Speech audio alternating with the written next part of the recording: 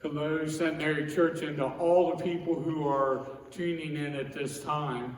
I know at this time now we've been kind of sheltering in home and having to stay in place, and one of the things that's happening to us is we're just not getting enough exercise and mobility to keep ourselves healthy. You know, it's a godly thing that God wants us to take care of our bodies and stay healthy. And so I'm blessed today to introduce to you Jeanne Wood and Karen Tall, who are going to show some exercises and things that you can do while you're at home. And so I'm going to begin by turning things over to Jeanne, who's going to share a devotion of God with you.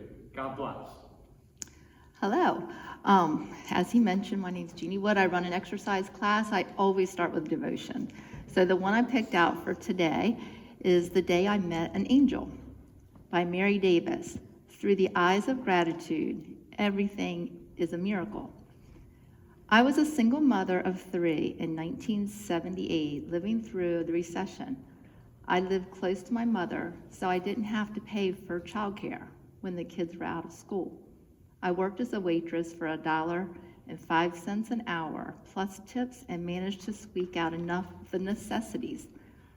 But as the recession worsened, so did my tips. I couldn't really blame the customers, but it sure made things tough. Nonetheless, my faith kept me going. I knew that God had a plan, even if he hadn't let me in on it. One morning in August, I sent the kids outside while I neated up the house. I was thinking about the upcoming school year. They really needed clothes, especially my 2 boys, ages 5 and 7. My younger son, Dave, was wearing his brother's hand-me-downs, but they weren't new when his brother, Thomas, got them, and some of them were unusable now. Suddenly, Thomas ran in to tell me that someone was outside waiting to talk to me. I wondered who it could be since we didn't get a lot of visitors. A new white Cadillac was parked in the street, and a slim 20-something woman with blonde hair was on our porch.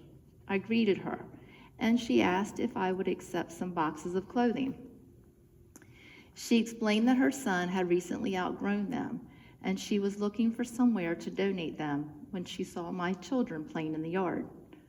I agreed, figuring that if they were trash, I could just throw them away, but maybe I'd get a few things we could use. She brought in 2 big boxes of clothes. Before I could thank her or even get her name, she was gone.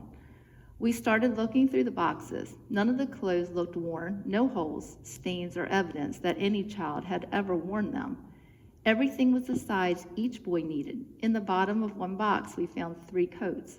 The largest fit my daughter perfectly. It buttoned either way, so it could be worn by a boy or a girl. When my daughter put her hand in the coat pocket, her face lit up. She pulled out 3 silver dollars. I will never know who this woman was, or why she had 2 boxes of clothes that appeared to be brand new and were perfect for my children. She may have just been a very kind and generous woman, but I will always believe she was an angel sent by God. Whether he sent her from heaven or from across town, I'll never know.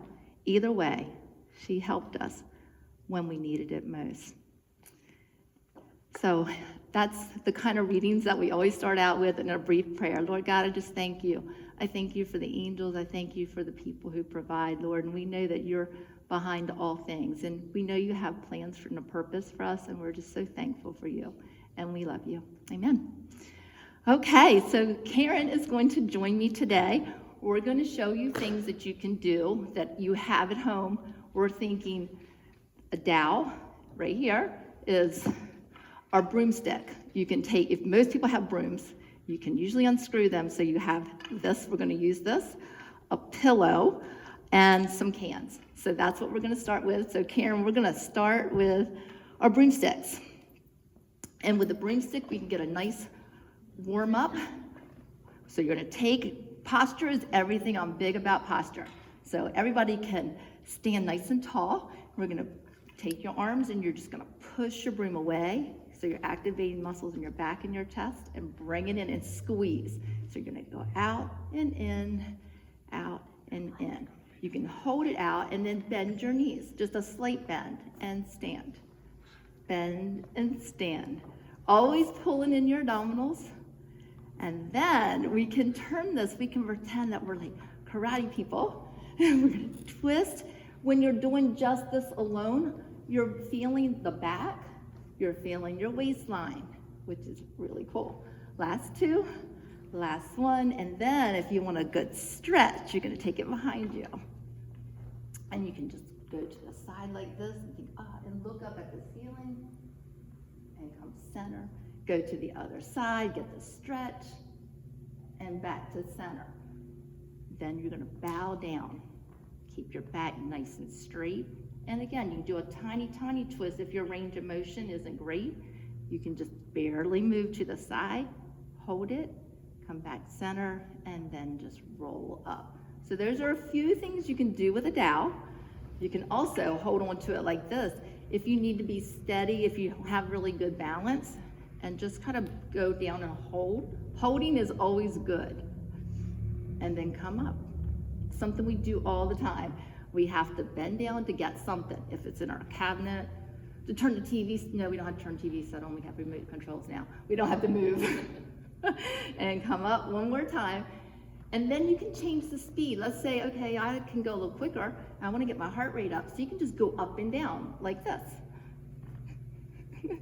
It's just fun. Exercise is fun. Okay, so now we're going to put the dowel down. You're going to go into your cabinets and get some cans. Cans come in different sizes. I did have some big ones, so we're going to use these as weights. Karen's going to use the smaller ones. I'll use the bigger ones.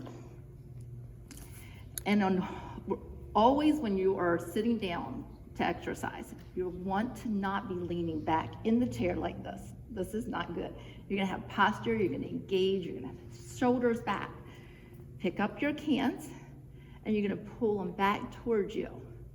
Squeeze in your back, and then you can go out a little bit, or you can go out a lot. If you can, this is harder. When you have weight farther away, your abs work harder.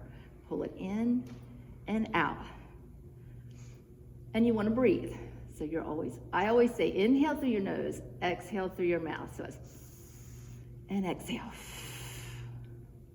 We have to breathe. Then you can hold it out. Then you can say, I'm going to just lift it up and down like this and working through your arms, your biceps.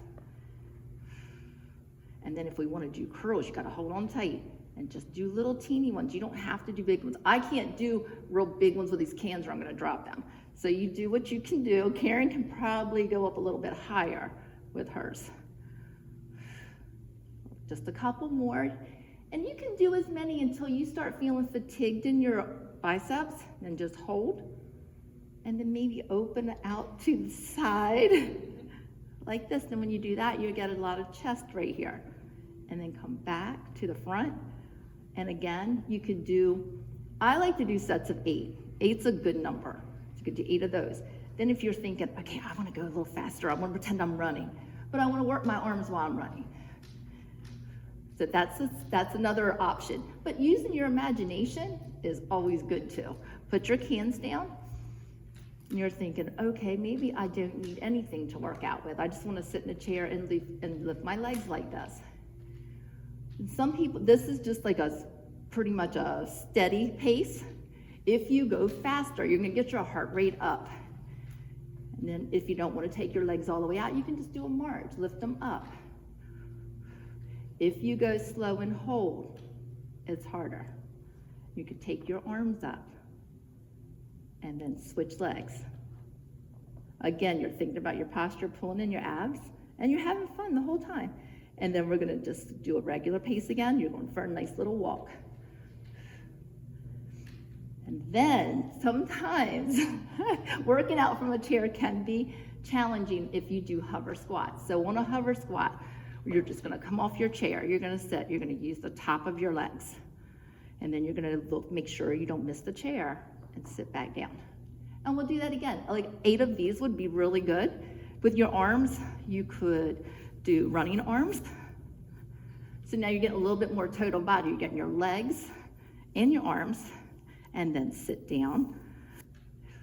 And then you can go real quick. You can just sit up a little bit and sit back down. And your arms can go up and down. Then you can hold them like Karen was. It doesn't matter. You don't have to worry about, am I holding my arms right? You're moving, and that's what's important. Last two, and one more. And then we're gonna sit and get a little stretch, because you're like, oh, I'm getting tight in my legs. So if you and if you can't do that, you can always do this.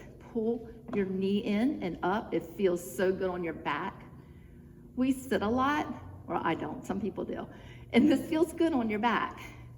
If you stretch here, you push down and you get some release through your glutes. And we're gonna switch legs, do the same thing. You can cross, you can pull up, or you can do your figure four and push down. So that's a few stretches you can do. Now, if we stand up and you need to steady on something to hold and do a leg lift to the side, some of you do not need anything to hold on to, but if you do, you've got a chair right there. You can hold the leg, that makes it harder. You can bend your standing leg, maybe circle your leg, and then go the other direction. Maybe you want to sweep your leg. It's fun stuff. And then you have to change sides, so you turn around, bend your knee, lift. You're thinking, I'm going to go up and down. Range, again, doesn't matter. You can go big like this. You can hold it still and just do little teeny ones, or you can do those circles. Karen works with me 3 times a week. She always can read my mind. Go the other way. You're still at the same time, you're pulling in your abs, you're keeping your posture, and bring your leg down. Marching is always good too. Marching and rolling your shoulders. Because we hold a lot of stress right here in our traps. Triceps, especially for women, a really hard group of it's a hard muscle to shape. So the back of your arm, so you could get your cans again. Get your cans, we got a lighter one for this because they're easier to hold on to. You can lean forward a little bit, come up like this, and do a kickback with cans. Really simple. But when you have light weight like this in a can, you have to squeeze. We're gonna hold this one back, just hold. And straight arm lifts are really good too. Your neck is in line with your spine, so you may be wanting to look at the floor and just lift. And then you can, again, use your imagination here. You can say, I want to squeeze my arms together. I want to get a little extra. I'm tired of lifting up and down. I want to go inward. And then hold it, and then bring it and stand up. You can do overhead reaches with your cans. So you're thinking in waistline. Ooh, I'm cracking. and holding it and really feeling that stretch right there, that feels so good. And come down. And I'm out of breath, so I know that what this little bit doing is actually working. Okay, you can bring it down. And then we can go back like this, lean forward. When you lean forward, you never want to be like this. You want to just keep your posture. And you can push your arms back together like this. Triceps again. And then come on up. We're going to sit back down. Get your pillow. So even if you're watching your favorite TV show and you have a pillow beside you, and again, sitting away from your couch, your chair, helps your posture and you're keeping your core engaged. So you're going to squeeze your pillow, squeeze it hard, and then you kind of let it go with that squeeze, squeeze it again. When you're doing this, you're working your inner thighs, your outer thighs, and you're working your core because you're sitting up tall. You've got posture. Then you can hold that squeeze, hold it really hard, like you have, I don't know, something very precious to you that you don't want it to drop. And then you hold on to your chair and you're thinking, I'm gonna just lift one little toe tap at a time. And then you can dig your heels in and go for a walk like this. As you're squeezing, you're working so many muscle groups you can get a lot done in a short time. And take your pillow, and you're gonna take it behind your head, and you're gonna bring it back to the front. So just this motion of reaching out, pulling it back, reaching out. You're working your shoulders, you're working your chest and your back, you're squeezing when you have something to squeeze, even if it's a light squeeze, you're activating the muscles. Do you feel it, Karen? Yeah, I feel it. Okay. So we've been probably like less than 10 minutes of actual exercise time, and my heart rate's up. Now we're going to pretend we are in a car. Okay, this is our steering wheel. You're going to lift up, you got one leg on the gas, and you're going to turn like this. You're still thinking about squeezing the muscles in your back, your shoulders. And then you're going to keep on driving. You're doing lots of turns here. Watch out, don't get in our way on the road. And switch legs. All right, now we are going to put the leg down, and you're going to think, okay, I'm going to pull in. Now you're an airplane. You pull in, and you go back up. So if your body allows you to do this, forward and back. Now you're getting a lot of abdominal work here. And having a prop just makes it more fun, makes it more interesting. We're only going to do it 2 more times because we are about out of time. Last one. And then we're going to come up. You're just going to put it on your head. And you're going to go to the side. And you're going to feel so much better because your endorphins are kicked in now. And up, other side. And you're going to want to go out in your yard and pull weeds or rake. And come back up to the side and put it up overhead and put your pillow down. We're going to do just a little stretch or cool down. We're going to roll the shoulders first.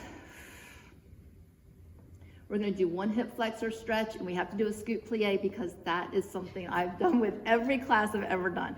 So when you come up out of a chair, you're going to kind of roll up a little, take your right leg back, hip flexor. We carry a lot of tension in our hips, and a lot of times people who have bad backs, it's because they're tight right here.